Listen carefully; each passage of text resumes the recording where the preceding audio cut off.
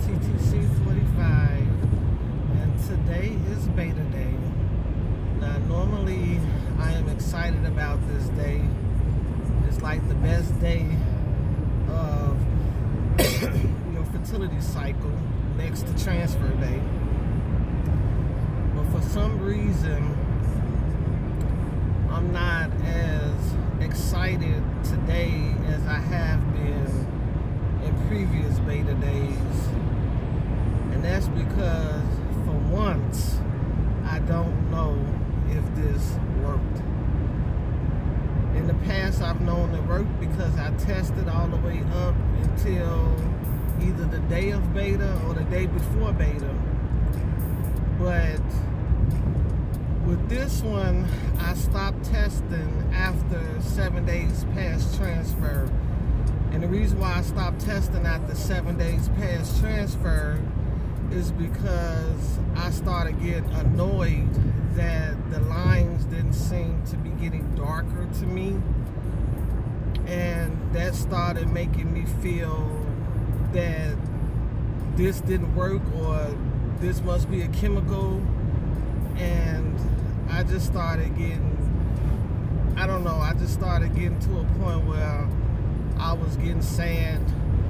So I decided I'm not going to test no more. I'm just going to let it take its course. If it worked, it worked. That'd be great. That'd be excellent. If it did not work, then I'm back to square one. As far as symptom goes, I still haven't really had much symptoms. I have had back pain that started like the second day after.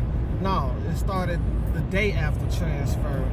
And I'm not sure if I can relate it to the transfer or if this just normal back pains, because I suffer from back pains as it is. I have sciatica and I have lumbar radiopathy, which is pain in the lower back. But I haven't had any back pain problems until after I did the transfer. So I'm not sure if it's related to the transfer or not. And then I've had like a little pulling and tugging in my uterus. It's funny that today being beta day, I don't feel as much as a pulling and tugging as I felt the last few days. So I don't know if that means that the baby is all snugged in, or that means that the baby passed out. I have no clue. I just don't know. And only thing I do know is that I did get a VFP.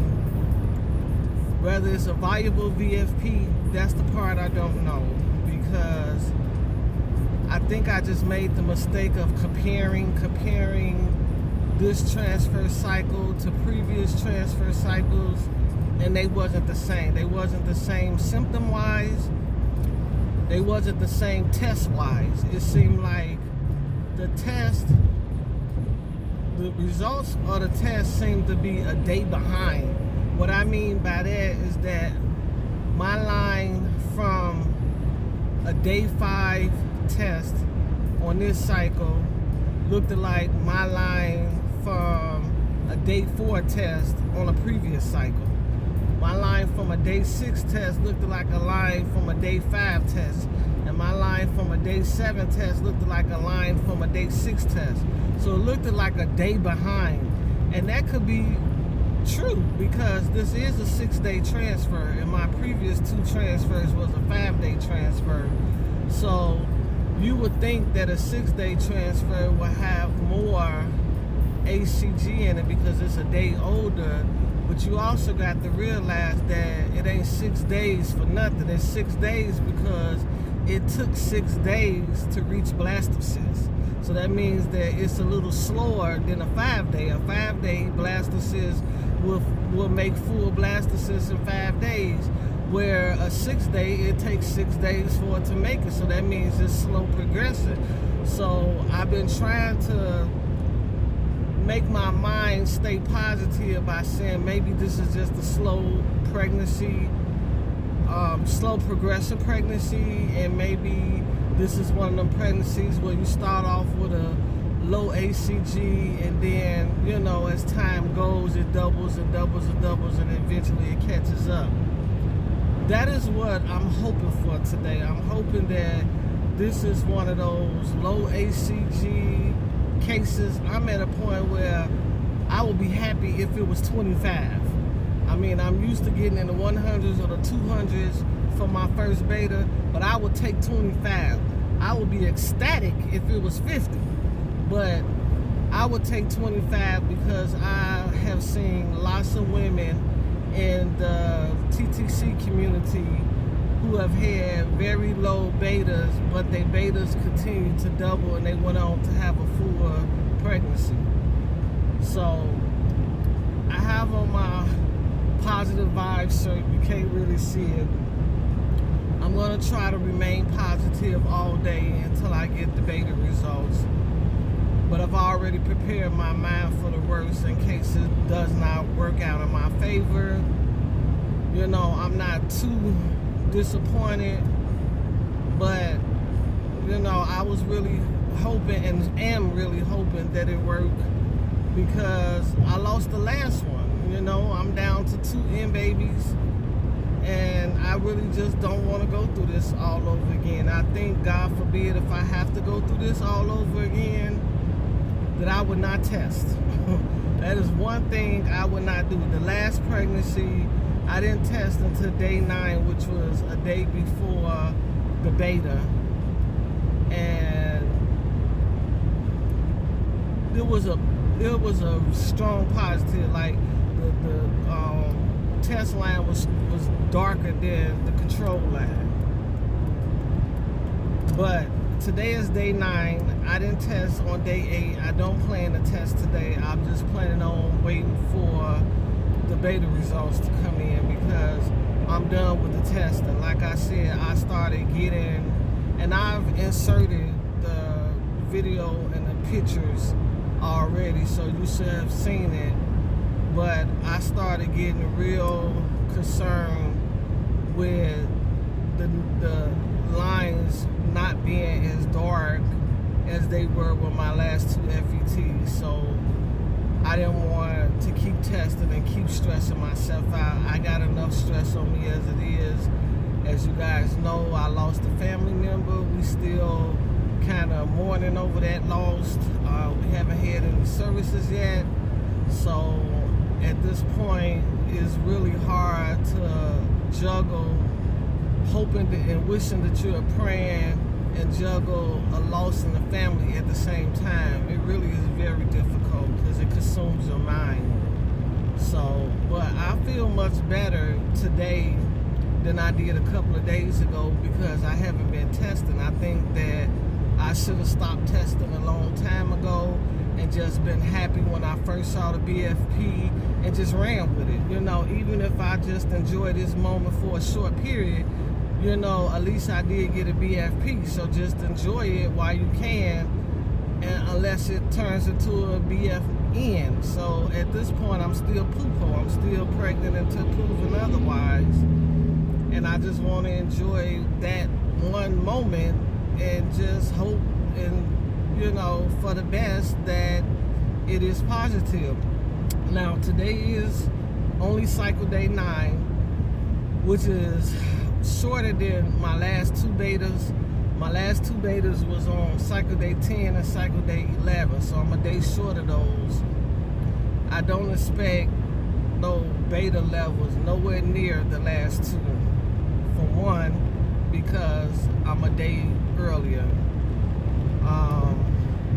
Also, what I was getting ready to say, I do go back in 2 days if it's positive, which I don't doubt that it is so positive, because I've gotten positive test results, home pregnancy tests. I'm just doubting the level of positivity that is there. You know, is this a viable or is this not a viable pregnancy? That is what I'm doubting and hoping that, you know, I'm wrong, hoping that me trying to compare things to the past proves that, you know, all pregnancies is different, all symptoms are different, all tests are different. Because if I would have not kept testing, I wouldn't have been in this situation to begin with. I should have been stopped testing. So I would not be testing anymore. I'm just going, from this day forward, I'm just going to rely on the beta tests. Even if today come back positive and I have to go back in 2 days, I'm not going to test within that 2-day period. I'm just going to go back in 2 days and take another test to see if the beta's double and move on from there. So by the time you guys look at this video, I would have been well, because I'm behind on my videos, I'll probably be well past this point and already know if it's positive or negative. But I didn't want to leave you guys out, so I'm going to make sure you guys get to see every video that leads up to this point. So Sticky Baby does to all of you ladies that's out there TTCing. I ask you to pray for me and my little sticky being, hoping that it'll stick around. And I'll let you guys know what the beta results was. Okay, ladies? Bye. Good morning, ladies and gents, if I have gents watching. This is Sandra, TTC 45, and I am headed to beta number 2. Now, knowing that I'm headed to beta number 2, you may think, oh wow, her first beta must have been positive, so now she get to have a second beta. Well, the first beta was positive, but it was a very low positive. Very low positive.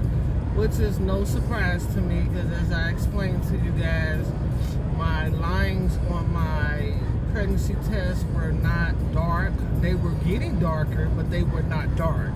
So I knew that I did not have that much HCG in me. I didn't think it would be that low, but I do have to consider the fact that I tested 9 days past transfer versus 10 or 11 days like I have in the past. So it was a little bit discouraging when I first got the news that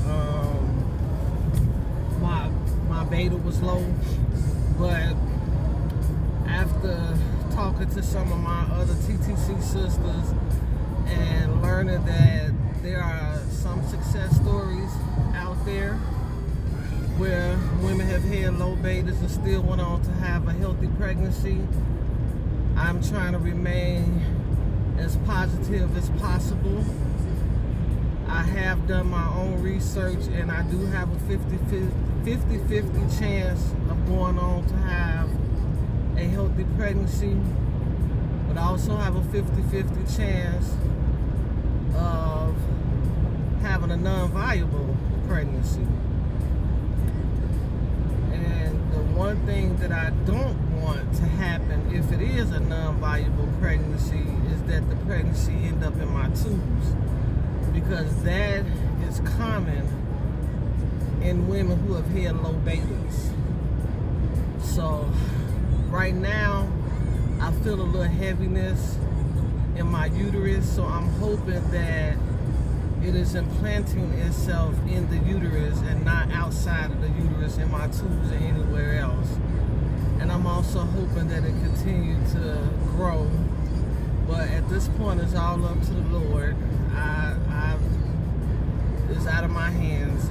I can't do anything but pray about it and hope for the best. And that's what I'm going to do. I'm going to hope that this little bug in my belly keep on fighting and keep on growing and become my take-home baby. So I will get a porter message later today letting me know what my second beta is. They're looking for a good rise. I don't know what a good rise is. I don't even know if they're looking for just doubling. I mean, because if it was just doubling, it's still going to be low. So So I'm thinking they're looking for a really good rise in order for me to have some type of chance. But, you know, it's all up to the Lord. And we'll see what it is. So until then, ladies, stay tuned. Hey guys, so I got my second beta results back, and sadly the pregnancy ended as a chemical miscarriage. I'm not even 100% sure how I actually feel about it. I don't feel as sad as I did the last pregnancy, because the last pregnancy I got to the point where I saw a fetus and I saw a heartbeat. This pregnancy, I didn't even make it to send a gestational sac. So with everything that's been going on with me this cycle and still going on, unfortunately, in my family, I think God just knew this was just not the right time. And I really wanted my rainbow baby this year, but again, it's not up to me, it's up to the Lord. If he felt like this was not a good time, then this was not a good time.